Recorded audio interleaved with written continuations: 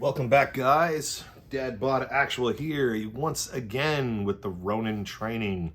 Today, got some interesting stuff.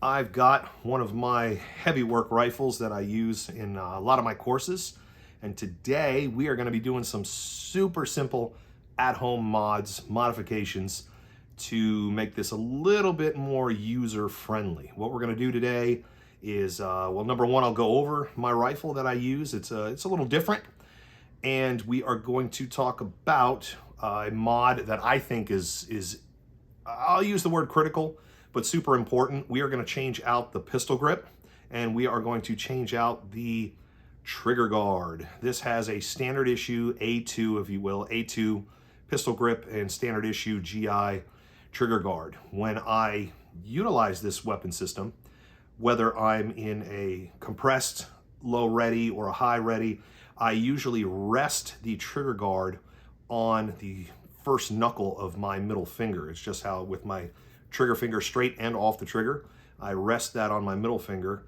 And getting into lectures and talking and whatnot, the edges of this trigger guard are pretty sharp. They're pretty significant. And I've started to notice I'm developing a sore spot on my finger. It's trying to callus. But needless to say, it's super aggravating and it's super annoying. I finish up and I go home and I'm like, man, why is my booger picker hurt? And then I realize, oh, it's from my stupid trigger guard. So we're gonna switch that out today and we're gonna fix it up. And you guys are gonna come along for the ride with me. You're gonna see how super easy this is. I went to public school. I was a Marine. I write with crayons. I speak in small sentences with little words. So if I can do this, you can do this. Super easy, and it's cheap. And it does wonders to change the way your rifle's going to work and your ability to use your rifle. So first and foremost, what do we always preach here at the Ronin training? Safety, safety, safety. This weapon does not have a magazine inserted. Do a chamber check here. You guys help me out. Chamber is clear. This is a safe weapon. I'm gonna go ahead and set this puppy back down. Before we get to the actual physical mods of everything, I'll go over my rifle a little bit. So this one was built for me from a fantastic company down here in South Florida where I live called Tactical Life. Shout out to Tactical Life. Go see Anthony or Ruben the Cuban. Those guys will take good care of you. This is a 13.9 length rifle. I got this bad boy because of our current administration in the White House, and his ATF has put the kibosh on the pistol brace. So I was running a 10.5-inch upper initially. I kept the upper receiver. I had to get rid of the lower receiver and the pistol brace, obviously for legality reasons. So I still wanted to run a shorter carbine. I liked them a lot, and I didn't want to go with a full-size 16-inch barrel, so I went to the next best thing. The guys at Tactical Life built me this 13.9. Now you say to yourself, wait a minute, 16 inches is the legal length. How does 13.9 cut the cheese? Well, it does have to be a legal length of 16 inches. So the 13.9-inch barrel, I'll slide this over here, I have a muzzle brake that is pinned and welded. So basically it screws on like a direct thread to your barrel, and then there's a metal pin that they put into it, and they weld that pin. They basically melt it in there, so this muzzle brake cannot come off. I can't change it, I can't take it off and run a short barrel. It is permanently attached, and the extra length of that muzzle brake takes us up to that fantastic magic 16-inch number. So this is a legal carbine. Ta-da! Isn't that amazing? It is pretty much run-of-the-mill. They call this their Shadow model. One of the key features you'll notice is right in this area here, it does not have a forward assist, the traditional little spring button that you push to help seat the round in the chamber if your bolt doesn't go home to chamber that round with all the force that it needs to. I've always been a little skeptical about a weapon system that needs a forward assist to make sure that the round and the bolt is in battery, but they designed theirs without it. It has been functioning flawlessly for me. I've got probably, this is a new one, so I probably got about 1,000 rounds through it. Not a single hiccup. Again, if you watch some of my other videos, I like to run my weapons pretty moist. I'm not going to say wet, but pretty moist. And I've yet to have a hiccup with this thing to where I would need the forward assist to get the bolt carrier group in battery and the round in the chamber. Then again, I also use quality ammunition. This one I chose a B5 Systems mod stock. It's a little bit smaller on the cheek weld than your traditional SOCOM model. Let me flip this guy over here. You can see up top it's a little bit smaller, and it does not have the storage feature like I did on my Recce rifle, where you can unscrew and store batteries and whatnot. Fully adjustable. I believe it is a 4-position stock, just like a regular carbine. It's got the attachment point for a quick detach sling swivel. I use rubber bands on here just to help hold that in place so I don't accidentally bump it on gear or anything and adjust my stock. It has a rubber recoil pad on the back that, believe it or not, with enough oomph and force can be adjusted and taken off, and it can be thicker or thinner. I run the medium range. It works well for me. Again, A2 style pistol grip and mil-spec trigger guard that we're going to be changing out today. Standard mil-spec bolt carrier group, nothing special about it. It has a full Picatinny rail on the top of the receiver that runs all the way down the proprietary M-LOK handguard. I like the M-LOK system, again, by Tactical Life, because it is extremely lightweight, extremely durable, and just really easy to use to add and subtract accessories on there. Rounding things out up here, again, I mentioned about the muzzle device on here. This is a Dead Air muzzle device. Dead Air makes muzzle brakes, muzzle devices, and suppressors, silencers. I run this on there because it is phenomenal. It is a 3-chamber along the sides here. And let me turn this over there. Chambered on top with 3 holes drilled out as well. I run this because it is a phenomenal brake when running full house ammunition without a suppressor. It keeps the gun on target, it keeps it level, and it really helps dissipate that recoil. Dead Air compensators are, of course, for Dead Air cans. This is my Nomad L silencer, suppressor, can, as everybody likes to call them, made by Dead Air. The Nomad L of course stands for long, so it's a little bit longer than their traditional Nomad model suppressor. I went and took the liberty of removing the bottom cap. That's usually a direct thread, meaning without a muzzle device, it's just the exposed threads like a screw, and this would screw onto those threads, i.e. direct thread, but it's a super pain in the butt getting it on there. You've got to hold both pieces and you've got to screw this on. It probably takes 30, 40 revolutions to get this thing down tight, and you've got to cinch it down, and once it's cinched down and you start running rounds through it, this gets really, really hot. Metal expands, and getting it off is a real pain in the rear end. Number one, it's hot to touch, and number two, those threads really, really lock in amongst each other because of the heat and the metal expanding. So I went with their quick detach system. It's like a ratchet system. Turn it over here, you can see the inside, how these teeth grip perfectly to the muzzle device. Hear that ratcheting down. This allows me to throw the can on there, ratchet it down, it locks it in place, and then when I want to take it off, I can simply engage the ratcheting system and the can will slide off. On the end here, I have removed the standard end cap, which looks just like this, and I've added Dead Air's, I guess it's a compensator. It's like a compensator for the suppressor. It adds an extra 2 baffles to it, and it helps, again, diffuse that the hot gases coming out of the muzzle of the weapon. So you've got the baffles inside the suppressor that slow those gases way, way, way down, and then once they get to the end, it slows down even more, because rather than coming straight out of the muzzle right behind the round that you're firing, they will hit these ported vents and disperse upward and out rather than following the round as it exits the muzzle of the weapon. Extremely quiet. I was very, very, very impressed running full house ammunition with this. Now, the Nomad L happens to be a 30 caliber suppressor. It says right here, I don't know if you guys can get a shot of that, if it'll zoom in there, 7.62 millimeter. I got this initially to run on my 308, my 7.62 gas gun, and it performs flawlessly. And little trick, Get a 30 caliber suppressor because you can also run them on your 5.56 guns. So it's like having two cans in one. It is a little bit bulky. It is a little bit front end heavy, but running the suppressor on a 5.56 gun is extremely quiet. Very, very, very impressive. Very impressed with Dead Air, their quality, their craftsmanship, their materials. This thing is built like a tank. If I ever ran out of ammo and I could throw this in my sock and beat the bad guys to death with it. See if I can get it on here on video. Super simple to attach. It slides on to the muzzle device there like so. And then I would just ratchet down on the quick release there and my can is ready to go. And it simply comes right off just like that. Outstanding can, super quiet, super durable. Check them out. Finally, on top, we've got our eyes of the system. I wanted something small. I wanted something compact.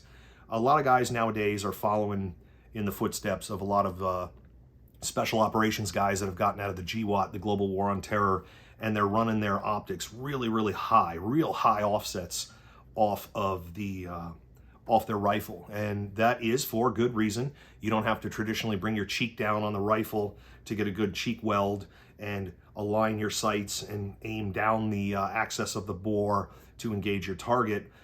They've changed the game with all the experience, the decades fighting bad guys. We've changed the experience to where now it's heads up. You can keep your head higher, your shoulders back, the trunk of your body up, and you can peer through your optics a little easier instead of having to crane your neck and cramp down. We run through a whole training gamut of that in our carbine operators course at Ronin Training, which I highly suggest to check out. So this one I went super simple, super minimal. This is a hollow, let me turn this guy around here. If you can kind of see in there, this is a Holosun 507C model, I believe. And again, a Seekins guard for the optic. It seats it roughly 2 3/4 inches off of the top of the receiver. This model's super cool because if you can get a shot of that, it's basically got a solar ability there to help charge the battery up on that. It's got an automatic on, automatic off.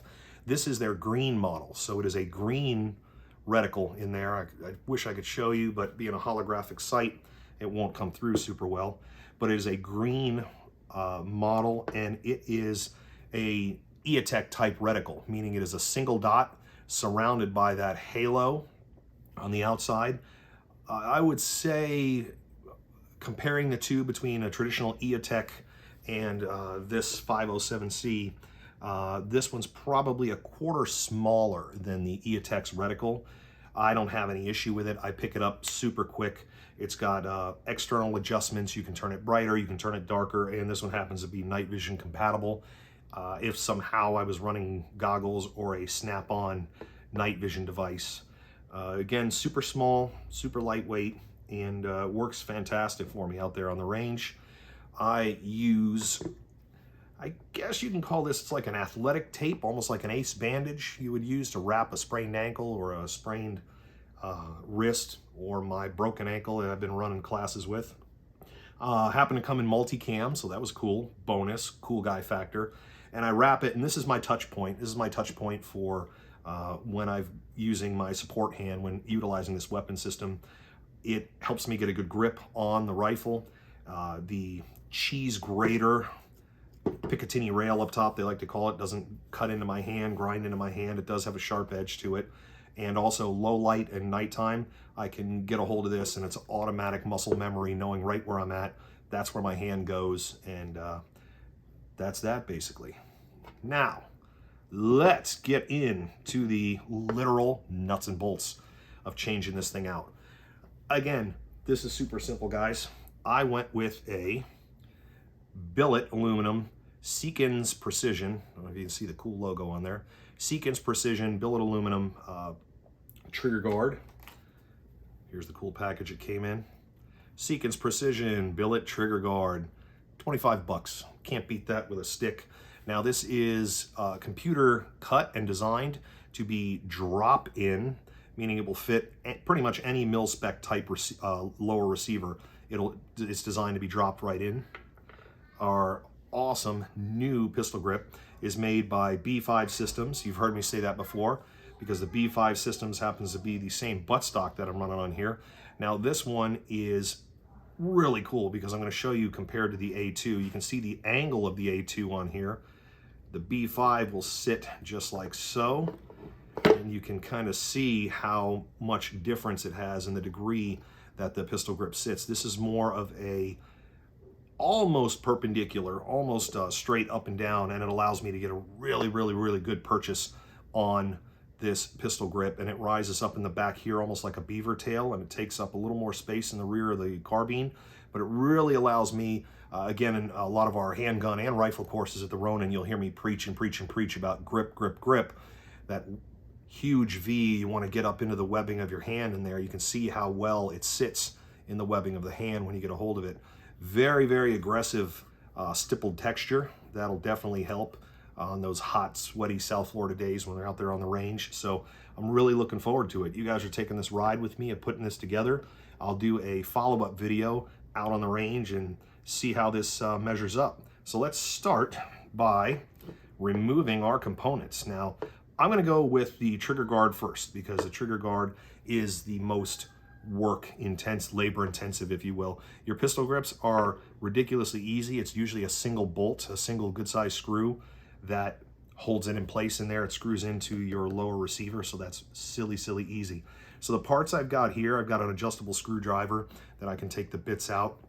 This has an Allen key bit. This is a 3/16 Allen key bit that I will use when we're going to be attaching our pistol grip. So we'll set that aside for now. I've got a traditional punch. I believe this one is an 1/8 simple punch, light aluminum, Craftsman, got it at Home Depot. And I've got my Allen key set. This is standard. This one's got all kinds of different sizes for it. And for today, when we're doing our trigger guard, I'm going to get and use a 1/16 Allen wrench. So little tiny, we're talking like length of a human hair here. Don't lose it, it's easy to lose. Now, I don't have a mallet or a hammer with me per se, because I don't like using mallets. I don't like using hammers around my guns because it can really mar the finish on the weapon system, and we definitely don't want that. So I'm going to take my punch here, and I'm going to use my handy dandy screwdriver, which is a rubber gripped over plastic. I'm going to set my bit aside, and I'm going to set my pieces aside. And what we're going to do is, so your trigger guard is held on by basically two pins. You've got your rear pin here and your front pin here. Traditionally, with the trigger guard, what the US military had in mind was the front pin is usually a recessible detent pin. It has a spring inside. You can go squish, squish, squish to it because it was designed to work that way. When our military started operating in cold weather environments and wearing heavy gloves, they found it was extremely difficult to get their trigger finger into the trigger guard and access the trigger. So they came up with a great idea, and they used punch pins in the rear to punch out the rear pin and allow the trigger guard to basically bend forward this way, out of the way, opening it up to where you can get a gloved finger in there. And I'm going to show you guys that right now. So we'll just take our punch, and there's our pin. It's going to make a little bit of noise, get our punch in there. And again, this is with a screwdriver, guys. This is how easy this is. It's not even a hammer, a mallet, or special materials. I got this stuff at Home Depot. I've had this thing forever. Yes, it happens to be Household 6 Actuals, the wife. It's pink. It's man's pink. Don't say anything. And I think my punch was $5. So let's get to tapping here. Gonna be a little bit of noise. Don't have to whack it hard. I'm just using my fingers. And as I'm whacking, let me turn this over for you. You can see that detent pin starting to come out. A couple of more good whacks and we should be where we want to be. Just about there. Hey, success. Set my tools down. Now, remember what I mentioned about the heavy gloves? Check this out. Yahtzee. Now that trigger guard would fold down. It does not get in the way. It can if it went, but usually your magazine would fit right in there. It hangs down thanks to gravity, and now you can get a gloved finger in there and access the trigger. So Uncle Sam kind of had an idea in mind when they were doing something, which was surprising. So we're going to set our little detent pin right over here. This one, again, as I mentioned, happens to be squishy and a spring on the inside. So all we need is our punch, and we just place it in there, press down to access that pin. And let's see if we can get this guy a little tight, but there we go.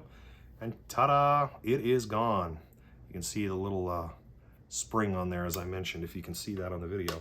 So now I'm ready. I'm set up and I'm ready to get going on this bad boy. So we are going to take our Seekins Precision aluminum trigger guard, and we're going to line it up here with our holes in our lower receiver. And look at that, lines up perfectly. Doesn't that look cool? The edges, if you can see, are super rounded. They're very beveled, so that's gonna work real well for this poor fat little finger that I've got here. Now, first and foremost, we're gonna put the front end in first, and the front end on this Seekins happens to be, see if I can hold this bad boy up, threaded. And it's going to use, that's where our Allen wrench is gonna come into play, or what I say, our 1/16 Allen wrench fits right in there. And we're gonna line this bad boy up. Get my finger out of the way once I get it in there. There we go. I hope you can see that as best we can. And we're gonna start, whoop, my fat hands, pardon my big head. Gotta line this guy up here. It's tough to see upside down for you guys there at home. We're gonna line up that, there we go. Now it's going home. Just about where we want it to be. Just about where we want it to be. And now, when you're doing these, a lot of times, normally I would use a torque wrench or something like that if it was something specific for optics or a barrel or things like that. This one I usually like to go finger tight and just a tiny bit more, and I mean a tiny bit more. We don't want to over torque this thing like Hulk Hogan and wrench that thing down in there. You really don't. So as soon as I start to feel resistance, I'm just going to go a little bit more, and it's in there. Last but not least, we're going to get our punch again, and let's line up the rear of our trigger guard there with our roll pin, simple smooth roll pin. And we are going to drop that bad boy in.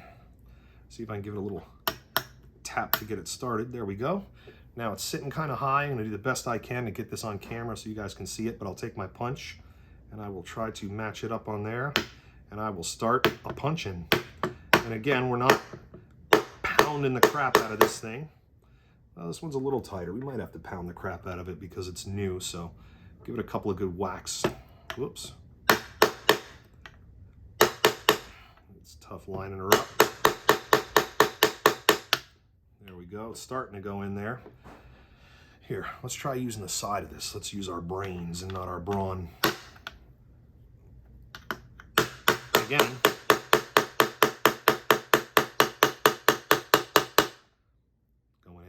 this is the first time I've done this, so I have no training. I'm not an armorer. I am a dude playing a dude disguised as another dude, just like you guys, putting these parts in. And I'm doing that on purpose to show you that it does not take a rocket surgeon to do this stuff and do these mods on your guns at home. Let's try using the side of our punch again.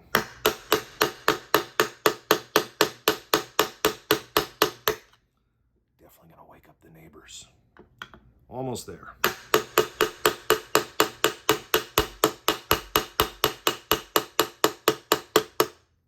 Looking good. Almost there. Now we can get a little more punch action in. A little bit tougher lining up these two ends, but gonna make it. Look at that, almost there. Just about there, and I only marred it a little bit, no big deal. I don't really care about my guns being pretty. I use them.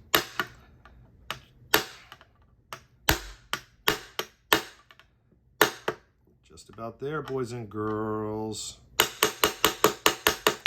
Whoop. Just about flat. We'll give it a couple more knocks with the old mallet screwdriver here, and then call it a day. Whoops. We're gonna give it 3 more just to lock her in. 1, 2, trace. And there we go. Seemed loud, seemed obnoxious, but we got our trigger guard in. See how she looks from the other side. Take a peek. Oh yeah, sitting pretty. Very cool. Look how much more space that gives us if you're using a gloved hand. And most importantly for me, when I'm resting my hand on there, it rests right there on that knuckle and it's not going to cut me. Very cool. Step 1 complete. Step 2, let's get out with the old and in with the new. I'm going to use our adjustable screwdriver again with our 3/16 Allen bit.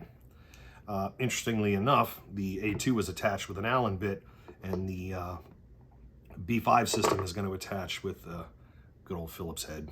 So we've got our Phillips head bit right here to fix that up once we get to it. So the way to get this done is flip her over right there in the hollow cavity. I don't know if you guys can see in there. That's our retention screw.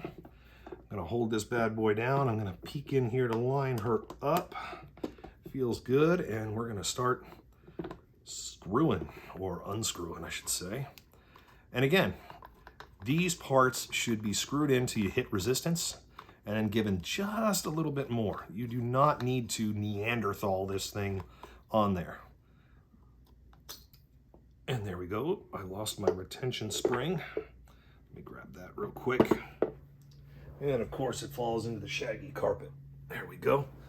That is our retention spring right there. I don't know if you can see that, but it's super small. So now I'm going to set this guy aside like these others. Switch out my 3/16 bit for my Phillips head. Turn this monster over. I'm going to reinsert our spring, which just fits simply enough right there. I'm going to set that spring in place. You know what? That helps keep this bad boy locked in for our safety selector. There we go. Sorry guys, small fat fingers. There we go. All right, let's get our our B5's grip on there. You can see the small hole right there that we use to fit the spring in. So I'm gonna lay this down and match it up. Sorry, bear with me for half a second, kiddos. Fat fingers and small pieces. Sometimes it's good to just let it sit. There we go. Let's get her lined up. Let's get her done. Showing my age there with the old get her done thing. And we're on. Now I'm going to hold that on with one hand. I'm going to use these fingers with my Phillips head. Set that in there. Now for the difficult part. Now we've got to get the angle and not drop our screw, which I know I'm going to drop, in. Slide her down in there. Hey, look at that. I got it right. I found the hole, and we're going to start screwing. No innuendos. Come on, buddy. You can do it. Let's see here. All right. Got to put a little more oomph to it. But we're getting there. Almost done. A long way to go. But like I mentioned, super cheap. Easy to put on. And there we go. I didn't manhandle it or muscle it on there and wiggling it, so I still got our piece. And boys and girls, we are attached. In the words of Dr. Frankenstein, it's alive! So I went from the A2 pistol grip and the cheese grating, finger destroying trigger guard to our Sequence Precision soft billet aluminum with the nice round edges and more room for a gloved finger, and our B5 Systems pistol grip, which gives me a much more vertical grip on there. Let's take a peek and see how this bad boy, everything runs smoothly. The springs run, that runs. One last check is our functions check. Again, an empty weapon on fire, reach in, and it functions. So it passes the functions check. This is now the new and improved Ronin carbine that I will be running in most of our carbine courses and our carbine and handgun courses coming up. Again, thanks as always for tuning in and checking us out, guys. Tell you what, if you like the footage we're putting up and the content, reach down there and smash that subscribe button like I did that retention pin with my punch. Hit that subscribe button, leave a comment, and let us know if you guys have some ideas of something you want to see. We just get these cool ideas up our rear end to decide to put them out there for some content and some cool stuff. All together, I found this is really cool. 25 bucks for the billet aluminum trigger guard, 20 bucks for the pistol grip. I'll show you guys here. B5, 20 bucks. Seekins Precision, 25 bucks. All in all, $45 done at home right here. Not super high-end expensive parts. You didn't have to go visit a gunsmith and turn your weapon in for, weeks at a time. So it's super easy to do at home. If a knucklehead like me can do it, you guys can do it. So again, thanks guys for tuning in. Much appreciated. You're awesome. Check us out, as always, www.theronintraining.com for our upcoming courses, tactical gear drops, and weekly tactical tips. Again, subscribe, hit the like button. Thanks, and we'll see you out on the range.